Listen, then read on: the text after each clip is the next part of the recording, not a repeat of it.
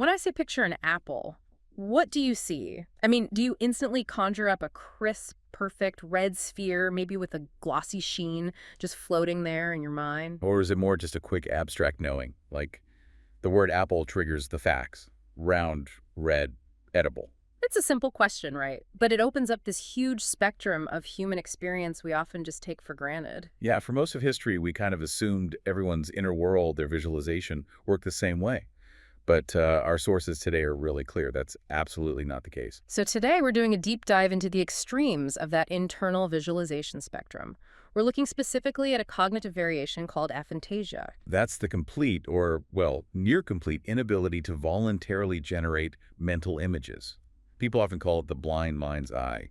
In this deep dive, it really challenges some fundamental ideas about memory, maybe even consciousness itself. What's fascinating, too, is how new the actual term is. Aphantasia translates roughly from Greek as without imagination, was only coined back in 2015 by neurologist Adam Zeman and his colleagues. But the idea has been around for, well, over a century. Sir Francis Galton, Darwin's cousin, actually, he did this big survey on mental imagery way back in 1880. Right, and he noted even then that a few people reported having no visualization at all, just nothing. But the scientific community kind of, ignored it for a long time? Pretty much, yeah. It was largely neglected until fairly recently. But now we know it's not actually that rare. Current estimates suggest aphantasia affects roughly 2 to 5% of the population. Wow, okay, so that's potentially millions of people processing the world in a fundamentally different way than visualizers. Exactly. And here's maybe the key thing for you listening. Many people with aphantasia don't even realize they have it until they're adults. It's often when they have that conversation, where they realize other people literally see pictures and scenes in their heads. Which must be quite a shock. So our mission today is to unpack the source material on this thing, look at the neurological differences, the cognitive effects, the hidden strengths, too, of this variation. And we'll also compare it to its opposite, hyperphantasia, which is having extraordinarily vivid internal imagery. Okay, let's get into that core mystery then. Aphantasia. It sounds like something's missing, right? So you'd naturally think maybe it's a structural problem in the brain, damage to the visual cortex or something. Is the hardware broken? Well, that's what's so interesting. The structural MRI studies, they're actually quite clear. The hardware seems completely intact. If you compare brain scans of aphantasic people with typical imagers, you don't see significant differences in the size or volume of key brain regions. Huh. So it's not a disorder caused by, physical damage? Nope. Doesn't look like it. So if the architecture's okay, the difference has got to be in how it communicates. It's functional. No. The wiring, maybe, not the parts themselves. Precisely. It really points towards a functional connectivity issue. You see, normal conscious visualization requires these high-level areas in the front and sides of the brain, frontal and parietal regions, to act as kind of a command center. Yeah. And these centers have to coordinate and synchronize activity with the parts that process visual information, mainly in the back, the occipital cortex. Right. And what do the fMRI scans, that's functional MRI, measuring brain activity, what do they show happening during visualization in people with aphantasia?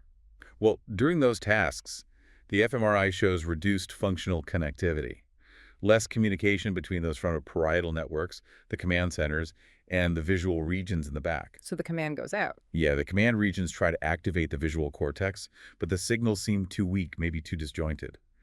The connection just isn't strong or synchronized enough for a conscious image to fully pop up. It's like the conductor's waving the baton, but maybe the orchestra is playing out of sync or the sound just isn't quite reaching the audience consciously. That's a really good metaphor, actually. And if you think about the opposite end, hyperphantasia, it really highlights the spectrum.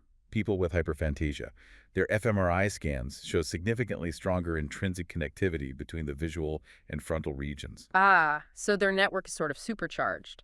Exactly, leading to that incredibly vivid imagery they report. Okay, this leads to something really paradoxical, doesn't it? Something that makes us question consciousness itself.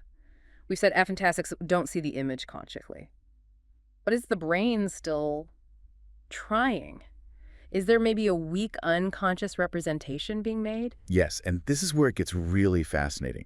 A number of studies now suggest that when aphantasic individuals are told to visualize something, their primary visual cortex, that's V1, the very first stage of visual processing, it does show some activation. Really? even though they don't experience seeing anything. Exactly. It suggests that some kind of basic visual blueprint is generated deep down in the visual system, but it stays unconscious. Or maybe it's just inaccessible to their conscious awareness, their mind's eye. That feels really counterintuitive. If the activity's there, why isn't the experience? Well, it directly challenges the idea that just activating V1 automatically means you'll have a conscious mental picture.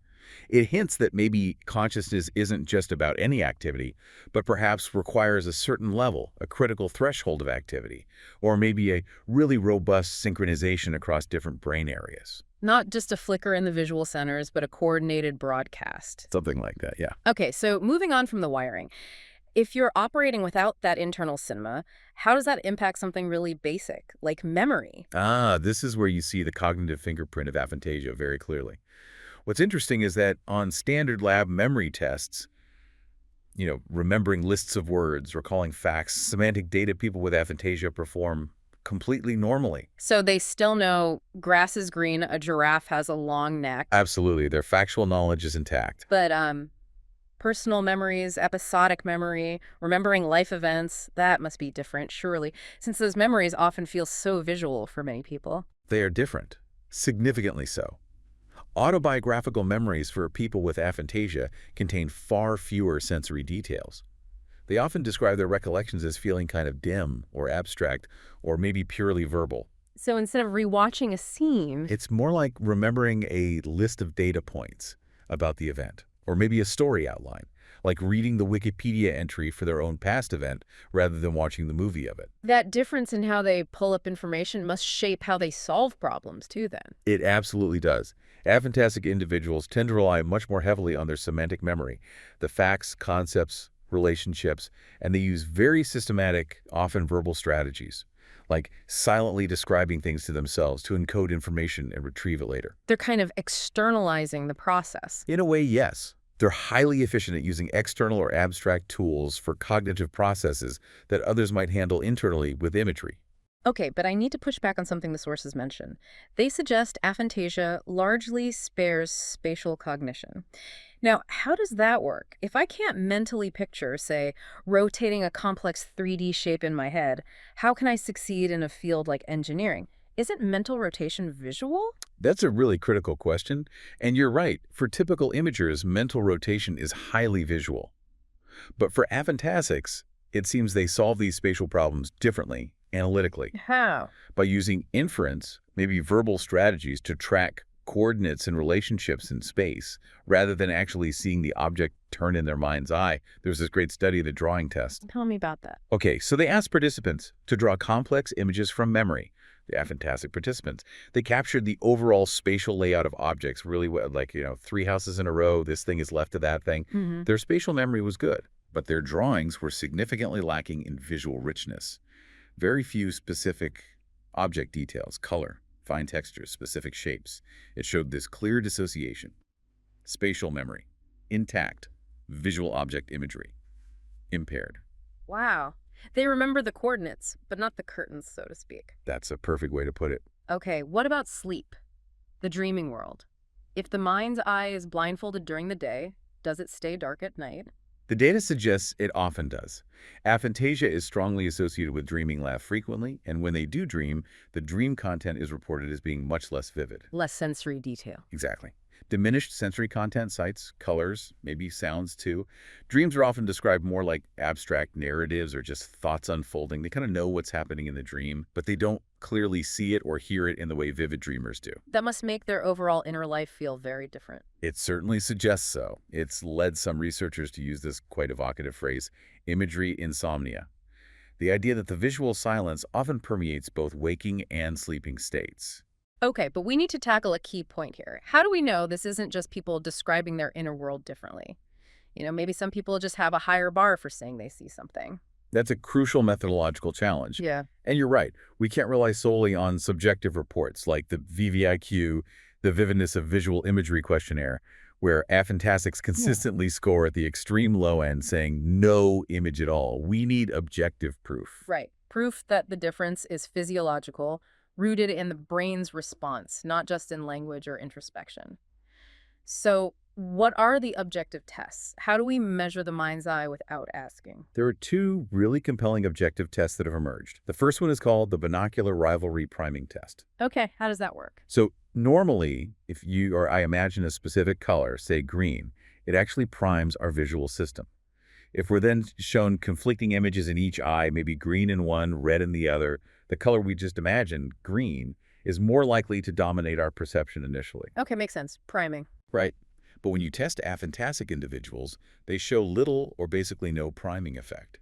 Their attempt to visualize the color has no measurable impact on what they perceive afterwards in the rivalry test. Whoa, so the subjective attempt to see internally has zero physiological downstream effect on perception. That's strong.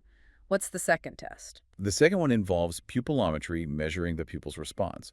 Normally, if you close your eyes and imagine something really bright, like the sun or a bright light, your pupils actually constrict slightly, reflexively, just as if you're looking at real light. Huh, I didn't know that. Yeah, it's a subtle physiological link between imagery and the body. But studies found that while aphantasic individuals have totally normal pupil responses to actual light levels, Let me guess. their pupils show absolutely no change when they're asked to simply imagine bright versus dark objects. The cognitive attempt to visualize brightness just doesn't trigger that physical reflex. Okay, that's pretty definitive. It nails down that the mind's eye, in a physiological sense, isn't responding as it does in visualizers. So let's flip the mirror now. To really understand the spectrum, what about the other end? Hyperphantasia. Right, hyperphantasia is the complete opposite experience, imagery that people describe as being as vivid as real seeing. Neurologically, as we touched on, they show that supercharged, highly synchronized connectivity between frontal and visual areas. And cognitively, does that super vividness give them an edge? It seems to. Hyperphantasics generally outperform others on tasks that really benefit from rich, detailed, autobiographical memory recall or complex visual recognition, like remembering the tiny details of a building they saw once. But is there a downside? The sources hinted that such a vivid inner world could maybe be intrusive, a trade-off. Precisely. There can be downsides. Extremely vivid imagery might lead to increased distractibility as the inner world competes strongly with the outer one. And perhaps more significantly, that hypervivid visual encoding has been linked to a higher tendency for intrusive memories. Like in PTSD. Exactly. It's considered a potential risk factor. If you form incredibly strong, vivid visual memories combined with a strong emotion, that imprint can be overwhelming and harder to manage if it becomes intrusive, like in PTSD flashbacks. I mean, do these extremes map onto personality differences at all? There seem to be some correlations, yeah. Hyperphantasics tend to score higher on personality traits like openness to experience, which includes imagination and creativity, so that makes intuitive sense. And aphantasics. Aphantasics, conversely, often score a bit lower on extroversion. This might suggest a tendency towards introversion, perhaps relying more on internal analysis rather than being primarily driven by external sensory stimuli or social interaction. Okay, let's bring this down to earth. What does all this mean for, daily life, managing emotions, career choices? Well, it definitely shapes emotional processing. Studies using things like galvanic scare response GSR, which measures subtle sweating, an indicator of emotional arousal, show something interesting. Aphantasic individuals show diminished physiological emotional reactions when they're prompted with imaginative scenarios. Say, if you ask them to vividly imagine standing on a scary cliff edge or something emotionally distressing. They don't get the same jolt. They understand the scenario intellectually, they know it's supposed to be scary or sad. But without the accompanying mental picture, that visceral, gut-level emotional impact seems to be blunted. That sounds like it could be a kind of shield, especially in situations involving trauma. It might offer a partial shield, yes. One study from 2020 found strong evidence suggesting that aphantasic individuals who experience trauma tend to suffer from fewer intrusive visual flashbacks. So they're not necessarily protected from the trauma itself or the other emotional effects. Not necessarily protected from trauma generally. Mm-hmm. But they might be spared some of the torment of those recurring, vivid mental images of the event popping into their minds unwillingly. It's like a specific buffer against the visual intrusion aspect. That's fascinating. Now, despite how much education and many careers seem to rely on visualization, the sources make a point of saying aphantasia is totally compatible with high achievement. You mentioned Ed Catmull, co-founder of Pixar. Right, and the geneticist Craig Venter. Huge figures in their fields. So how do they and others succeed, especially in creative or complex fields? It really highlights the power of compensatory strategies. They become masters of externalization, relying heavily on notes, sketches, diagrams, physical models. They use systematic verbal processing, breaking things down logically. So Catmull at Pixar wasn't picturing the animations fully formed in his head first. Apparently not in the way a strong visualizer would. He's mentioned using physical models and relying on the process of animation itself, seeing it unfold on the screen or in models, rather than having a perfect internal mental preview. Inventor. Genetics seems abstract anyway. Exactly. His work is highly analytical, conceptual. It favors pattern recognition, understanding complex data structures, things that rely more on logical and semantic processing than visual memory. And this links back to what Galton observed way back in the 19th century about career paths. It really does. Modern data seems to echo his early observation. People with aphantasia appear to be disproportionately represented in STEM fields, science, technology, engineering, math, and other highly analytical professions. Suggesting a kind of natural inclination towards logical, conceptual thinking over visual sensory thinking. It suggests that, yeah.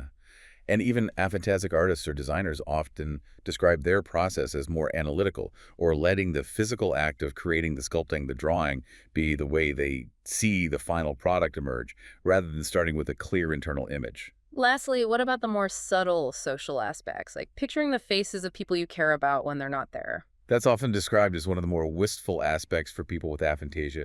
Many report they simply cannot conjure up a mental image of a loved one's face when they're apart. So how do they remember them? They rely on photographs or on factual and semantic memory, knowing their features, remembering shared experiences verbally, and the feelings associated with them.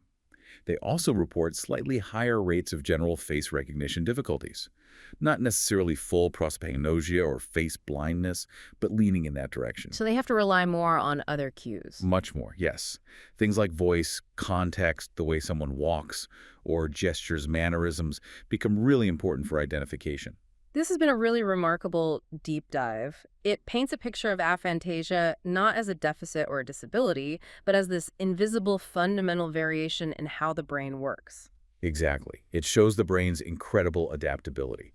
The aphantasic brain seems to effectively externalize cognitive work using lists, words, logic, analysis that other brains might internalize through visualization. And it proves that having a vivid mind's eye is just one very common way, but still just one way to think, to remember, to imagine, and ultimately to succeed. Well said. And maybe let's leave you, the listener, with that profound question that the neuroscience of aphantasia really forces us to confront. Which is?